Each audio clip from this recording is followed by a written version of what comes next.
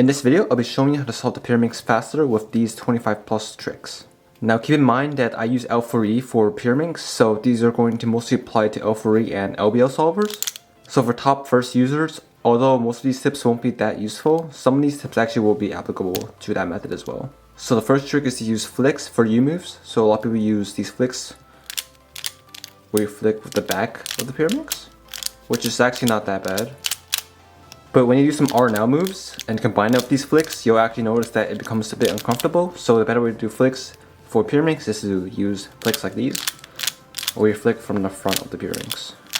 Also with these flicks, you can do stuff like this, where you flick back like this, and this.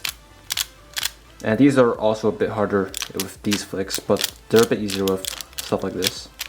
The next tip is to know different inserts. So in this case, we're going to be doing the yellow V or the yellow layer, and we have this edge that we want to insert here. So there's a lot of ways you can do this. You can do something like this, do U prime and then insert it like this. But you want to get used to some other inserts, like for example, you can insert this directly like this to get it here. Also, if the edge is here, another alternative you can have is to do a sledgehammer to insert it, which also works pretty fine. So yeah, depending on where the edge is on the U layer, use different inserts to insert it into the slot to save the moves. Sometimes when you're building your layer, for example, again I'm doing yellow here, you'll get some case like this where you have two edges stuck in opposite slots. So what someone might do is take one of these edges out and then insert it into the slot. So a better way to do this case is something like this. So this has to go here. So instead of taking this out and putting it back in, hide it and move the center up and connect it and bring it back down, and that solves the edge immediately. So again, we're doing the yellow, and then this has to go here, so don't take it out and put it back in. Instead do something like this, kind of like a cycle to put it from here to here. So again, we're making the yellow V or the yellow layer, and we have a case like this where they're both like this, but instead of being flipped like they were before, they're all solved in place but not permuted correctly. In this case, you can't do the trick I showed you before, because if you do that, it would solve the edge but flipped, which is not correct. So in this case, what we can do to solve this edge into here is do a one move setup like this, insert this edge piece into this position, and then bring it back down like that, and that solves the piece. So again, this piece has to go here, one move, insert this here with this, and move back down to solve this edge. So the next tip is to always preserve blocks when building your V or your layer. So for example, here I have a decent scramble. Here you'll notice that I have this block here, and I want to insert this center here. So instead of just moving the center up to solve the center, what we can do is preserve this block, and the way you would do this is hide the block first. So put the block to the side, insert the center, and then move the block back, and that solves the centers along with this edge. So again, if you solve the center directly, you will mess up this edge. So hide this edge first, solve the center, and bring the edge back, and that would solve this edge with the centers. The next trick is to always look ahead of your tips. So while you're doing these inner moves of the Pyraminx, you want to be looking towards these tips and knowing how to solve them. So I'll give a quick example with the rest of the puzzle here. I want to insert this edge here. So while I'm inserting this edge, I want to look at this tip maybe and see, okay, it has to be done with an R. So I can insert that and do R immediately. Next, maybe I'll insert this edge next, and while I'm doing this edge, I want to look at this tip and see, oh, another R to solve this one. So this one, I'll do an insert and do R immediately, so I don't have to pause to see this tip. Lastly, I'll do this last layer case maybe, and then while I'm doing that, I'll look at the tip and see, oh, I have a U to do here. So I'll do the algorithm while doing the AUF, know the last tip. With this method, you should never be doing stuff like U2s with your tips. And you shouldn't be messing them up too much, because you're always going to look ahead and know which move to do for each tip. The next trick is to never do tip moves by themselves. So whenever you want to move a tip, you always want to do something at the same time, because that would save time obviously. So one way you can do this is solve many tips at the same time. For example, maybe I have these two tips here, I can solve them like that at the same time. Maybe to be a bit more fancy, I can solve these 3 tips at the same time like that. Or a bit fancier, we can solve all 4 tips at the same time like this. Like that. Another way you can do this trick is with moving inner layers and moving tips at the same time. So for example, here I have a tip here that's a U prime away from being solved, and then I have an edge insert to solve the Pyraminx here. So what I could do is insert this edge and then solve the tip, which is not that great. So instead what I can do is do this inner move and this tip move at the same time. So like that. And then solve the rest of the cube. So as you can see, that kind of saves a move because you're doing 2 moves at the same time, which is better than doing this.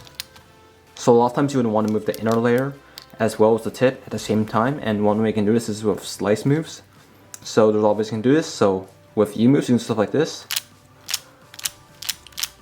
So flick, but hold on to this tip so it doesn't move. So it's kind of like doing this and then this, but since you're holding a tip it does this. So this comes in handy quite a bit actually. And with like stuff like R and L moves you can do stuff like this. Hold on to the tip and flick it like this. Like if your ring finger, just flick it.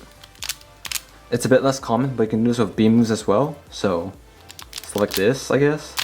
But this is not that common. It's usually just U moves or like R and L moves. The next tip is to always have a plan of your tips. So it's a pretty common mistake for many beginners to solve the Pyraminx and then forget about tips and then solve each of them one by one, mess up like that, and then get a pretty slow solve. So there are a lot of ways you can have plans for tips. So some people like to do all of them like at once in the beginning of the solve. Some people like doing the tips during the actual solve or save like maybe 1 or 2 for the end. So this is all pretty much personal preference, but try to have some kind of plan for your tips for every solve.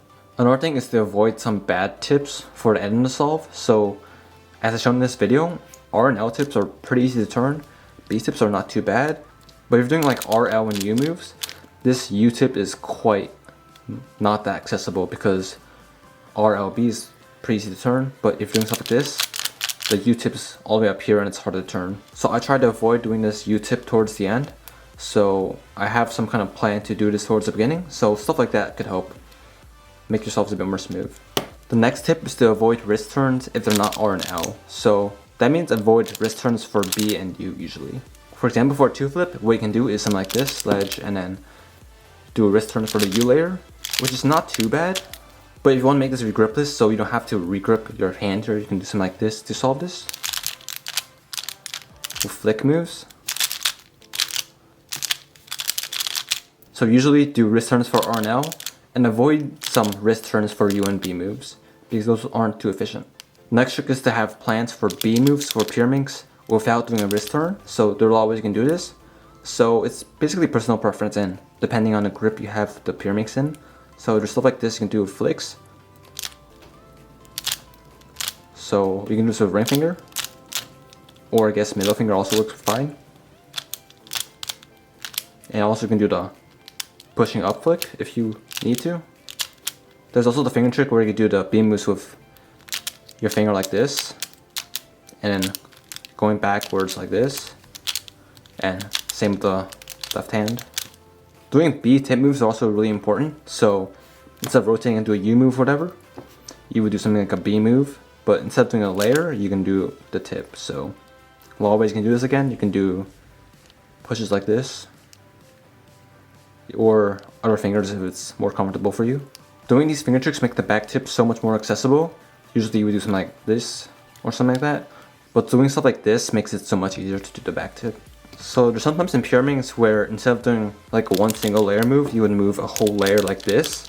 So for example here, I have a 2 move layer here, and let's say I decide to solve it like this, like U L prime, and you notice I have to rotate here to do the last layer case, which is not great. So one way you could do this is something like this, do like a U, and then pull down the whole layer. And this comes in handy sometimes, so you pull down the whole layer. So instead of doing this and rotating, do something like you put on the whole layer. And you're actually in position to solve the last layer.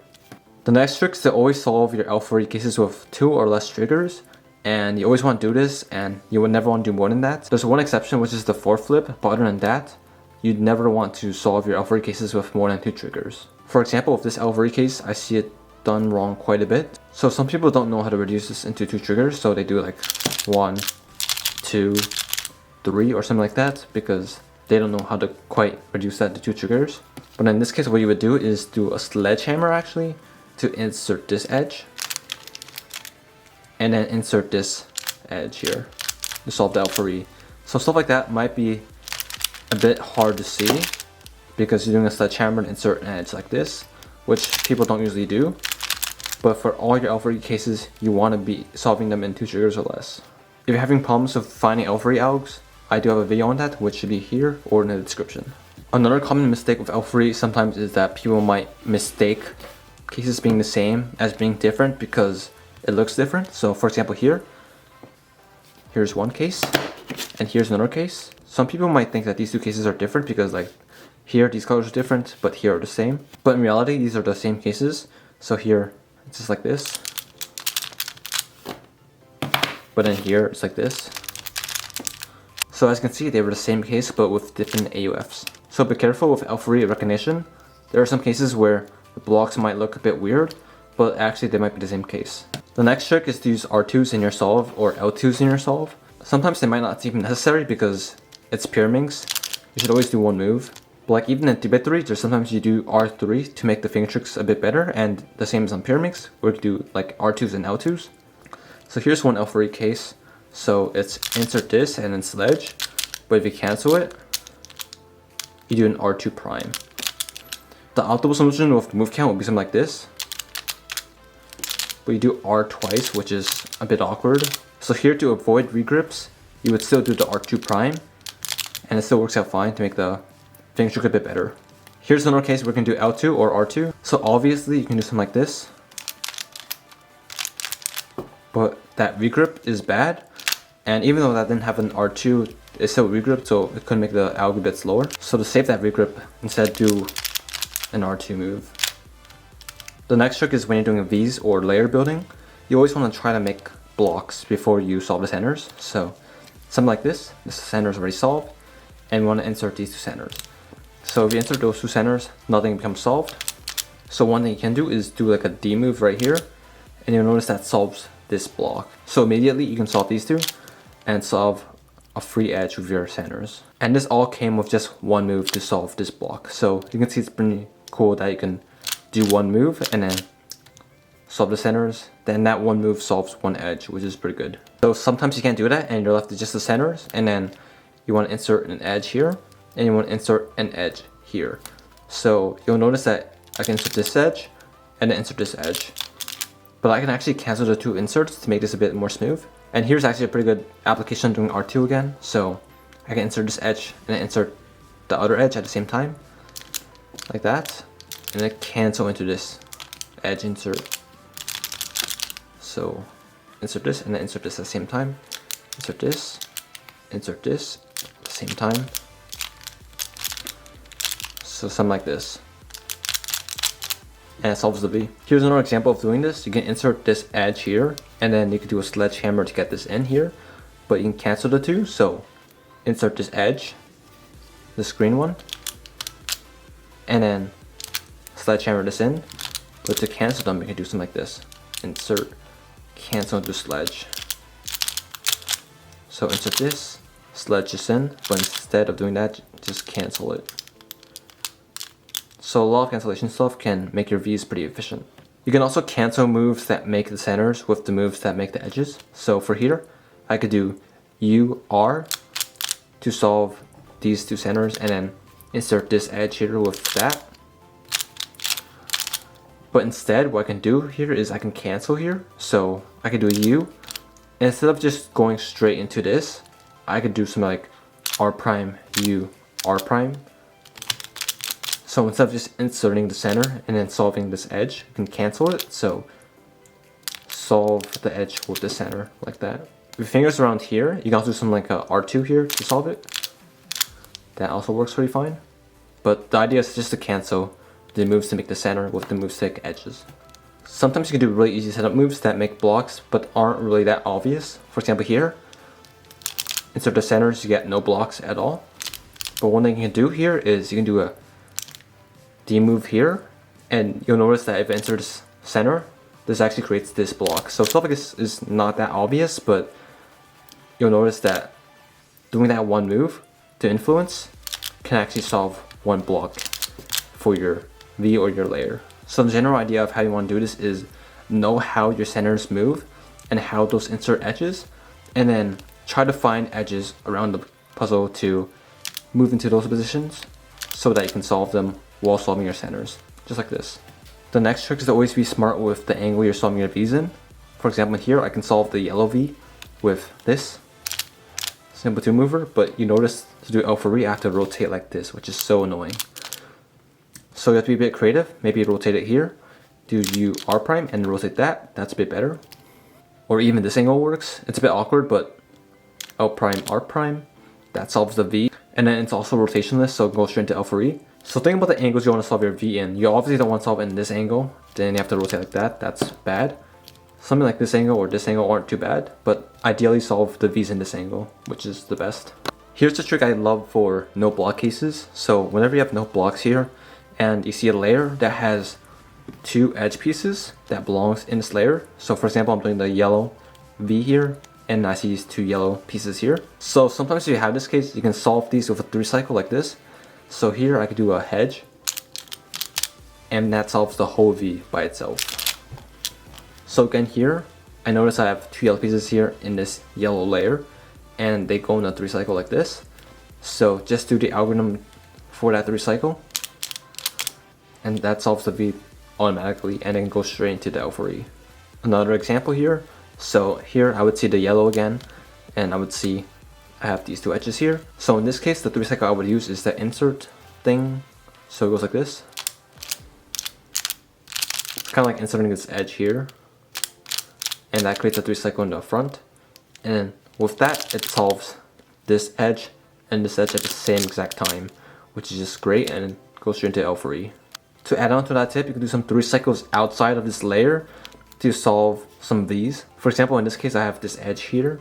I don't have any other yellow edges here on the layer, but I have a yellow edge back here, which is the yellow blue edge. So what I can do is create a 3 cycle between these 3 edges and do the cycle, and that creates my V directly. So again, it's just a cycle, so pretty much a 4 mover, and I see that this edge has to go here, and then I can have this edge go here, so it's kind of like a 3 cycle. So that would solve the V. Here's a trick I like to use when I can only solve 1 block in your V.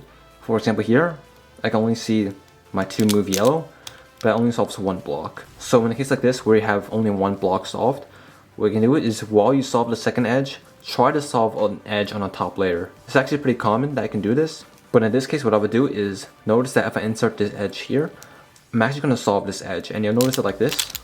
I solve an edge while inserting this edge. And the reason why you want to do this is because if you solve those 2 edges at the same time, your L4E case becomes so easy usually.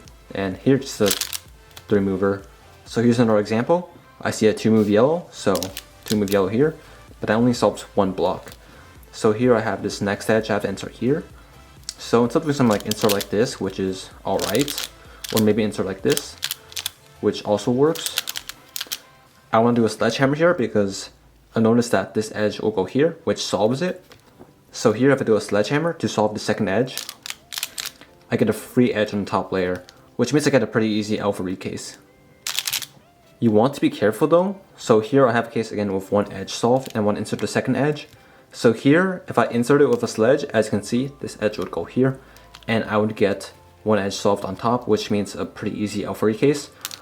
But here I actually got the worst case, so this edge is solved, but usually you get a good case here, but in this case I got this 3 cycle, which is the bad case. So whenever you're doing this method, when you solve 1 edge and then 2 edges at the same time, you want to make sure when you're solving those 2 edges at the same time that you avoid this case at all costs. It's pretty obvious why, because this case is really bad. So yeah, when you're doing this method, always try to avoid that case if possible. Sometimes you also want to change up your inserts to influence L4E. So in this case, I already have 1 edge solved. I want to insert the second edge and then do L4E. I can insert the edge like this, but then I get a 4 flip, which is a pretty long case. I can try to insert it like this, but then I get this pretty bad case as well. So I can play around with all those and end up with sledgehammer maybe, which ends up with this case, which is probably the best out of all those. So yeah, if you can look ahead into L4E during inspection, try to play around with different inserts for your second edge to see which gives you the best L4E case. So here's a case you might see a lot with Pyraminx, where you have something like this. You have a block here and a block here, and a center that has to go here. This case is pretty annoying because what you have to do is hide two edges, bring in the center, and then move those two edges back up, and that's a lot of moves. In this case, there's an alternative that takes even more moves, but it's actually easier to one look. So for here, what you would do is do L4E with the remaining edges other than these. So do L4E here, and then rotate here, and then finish off the centers.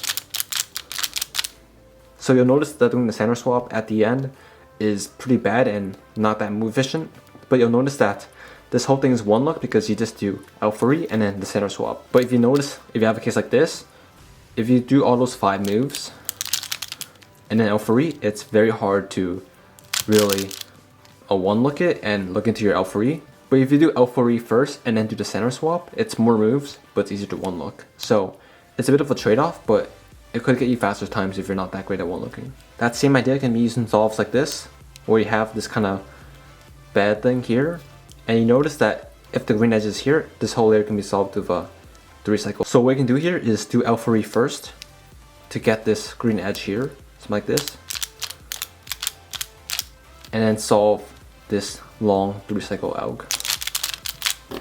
So as you can see, that solution was pretty long, but as you can see, it's also really easy to one look because you're doing L3 and then the 3-cycle alg. So it's just doing 2 algs. Here's another case where it could be useful. I have a 2-flip here, which is not great. So I don't want to build a V. Instead, I just want to do L3 on the remaining edges. So something like this. And then solve the 2-flip.